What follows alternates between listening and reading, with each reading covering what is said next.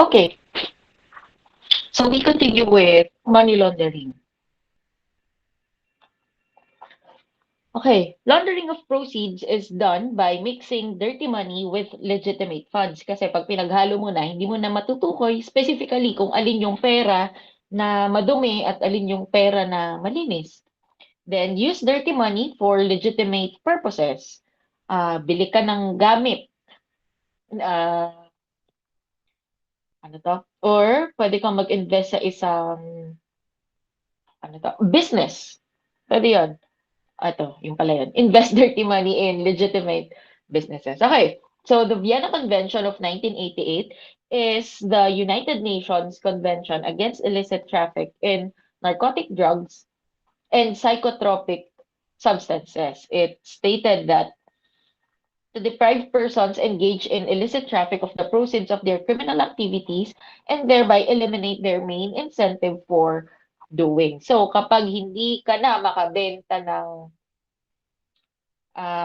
hindi ka na makabenta ng drugs, then wala na ring mapupuntahan yung pera, 'di ba? So taking profit away from the crime.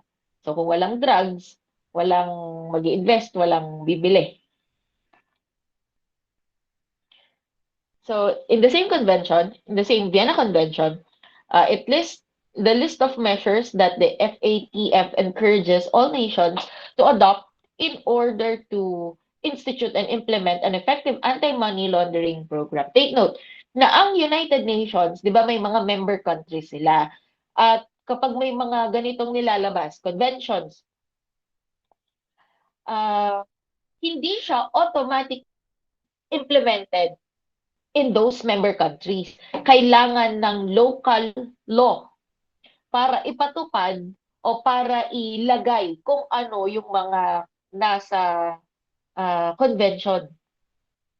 Gets nyo? Hindi siya automatic na magiging batas. Hindi porket may binigay ang United Nations, implemented na siya agad sa mga member countries. Hindi. So, kailangan may specific law, may ipapanukala pang batas dito sa mga member countries na ito at nakalagay doon kung ano yung mga pinagsasabi doon sa convention na yon. So they constitute the international standards of anti-money laundering measures with respect to the criminal justice system, law enforcement procedures, and the regulation of the financial system. So the FATF cracks down on terrorist financing with the following 9 special recommendations. First is criminalization of money laundering, na dapat ang money laundering ay illegal talaga, ay krimen talaga sa mga bansa. Establishment of a system of suspicious transaction reporting, creation of a centralized financial intelligence unit or FIU. Kumbaga may intelligence unit na dedicated lang sa ganitong crimes kasi iba yung kumbaga may certain investigation techniques na ginagamit para sa ganitong crimes. You cannot apply all techniques na natutunan ninyo sa lahat din ng krimen. Specifically ito. So, it's better kung mas nakakaintindi ka about money circulation, the economy, and so on. Then, removal or relaxation of bank secrecy laws para mas madali kang makakuha ng access sa records.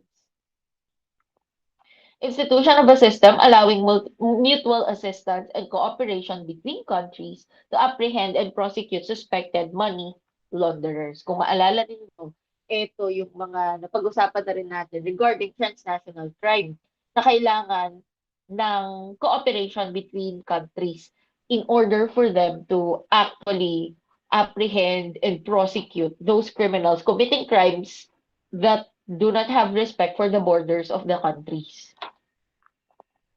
And then provide the widest possible range of assistance to other countries, law enforcement, and regulatory authorities for terrorist financing investigations. Because money laundering is the way how terrorists acquire money, secure funds. And then impose anti-money laundering requirements on alternative remittance systems yung mga pagpapadala ng pera. Di ba may limit lang? Hindi ka pwede magpadala ng 10 million pesos in one day. Hindi pwede. And then strengthen customer identification requirements in international and domestic wire transfers para kilala talaga kung sino yung mga nagpapadala at mga nakatatanggap ng pera. And then ensure that entities, in particular non-profit organizations, cannot be used to finance terrorism. Isa kasi yung paraan para malinis ang pera through NGOs, non-profit organizations, foundations, yung mga ganyan.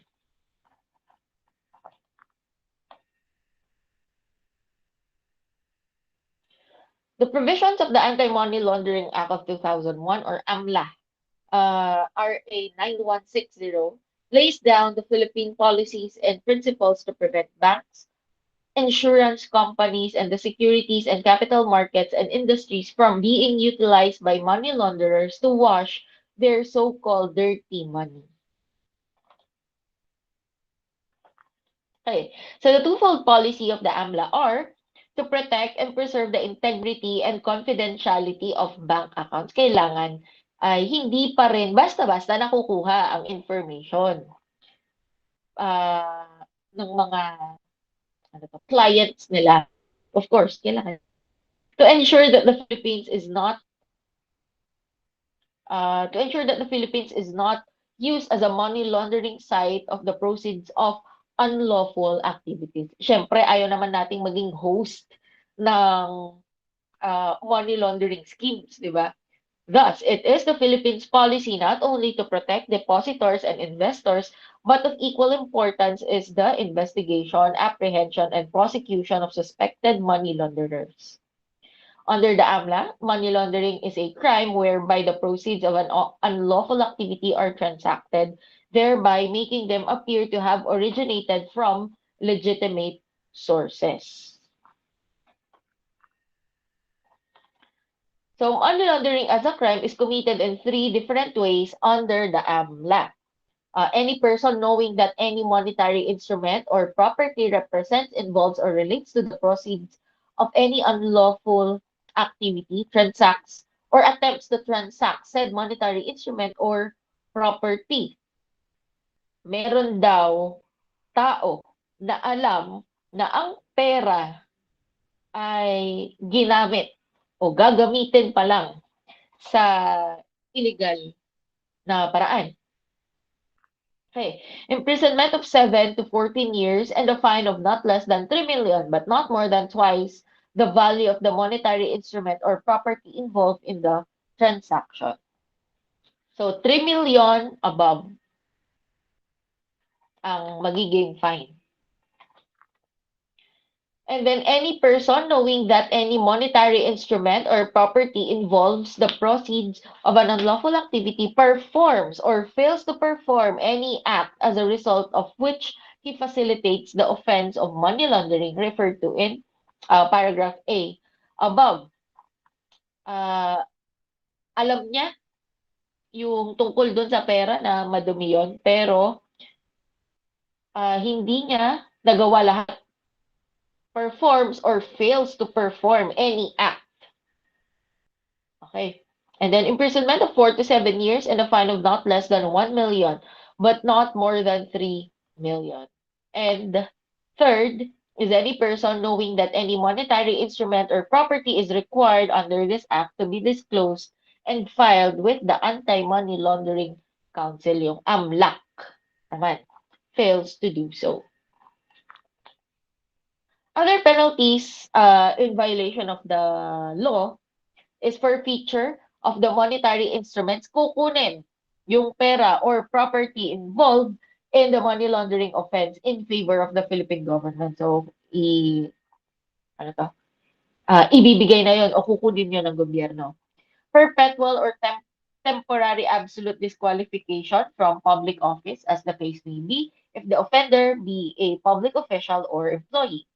If the offender is a corporation, association, or any juridical person, the penalty shall be imposed on the responsible officer who participated in or allowed by gross negligence the commission of the crime. So, pati yung mga tumulong or naging actual participant doon sa pag-commit ng offense will also be liable for the crime.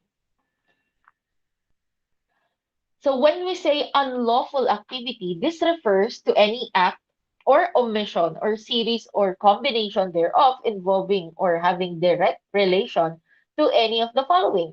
Ito yung mga crimes na uh, ito yung mga acts na part ng unlawful activity na term. Piracy on the high seas, qualified theft, swindling, smuggling, offenses under the E-Commerce Act, hijacking, destructive arson, murder, violations of the Securities and Regulation Code, felonies or offenses of a similar nature under penal laws of other countries. So, importance of customer identification. The inadequacy or absence of KYC standards can subject banks to serious customer and counter third-party risks, especially reputational risk, operational risk, and legal and concentration risk. So, ano ang definition ng mga to? When you say reputational risk, this is the potential that adverse publicity regarding a bank's business practices and associations, whether accurate or not, will cause a loss of confidence in the integrity of the institution. As in, sinabing reputational risk, yung reputasyon, yung pangalan ay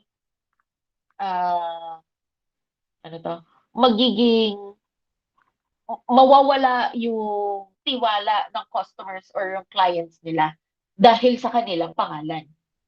Ayan. And then, operational risk is the risk of direct or indirect resulting from inadequate or failed internal processes. Kaya nga siya operational, kung papaano tumatakbo yung company. Yun na nga, yung failed internal processes.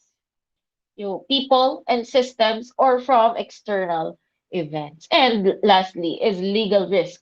The possibility that lawsuits, adverse judgments, or contracts that turn out to be unenforceable can disrupt or adversely affect the operations or condition of a bank.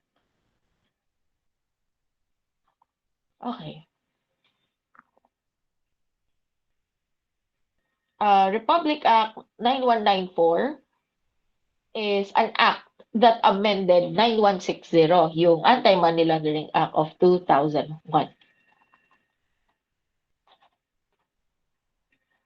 Okay.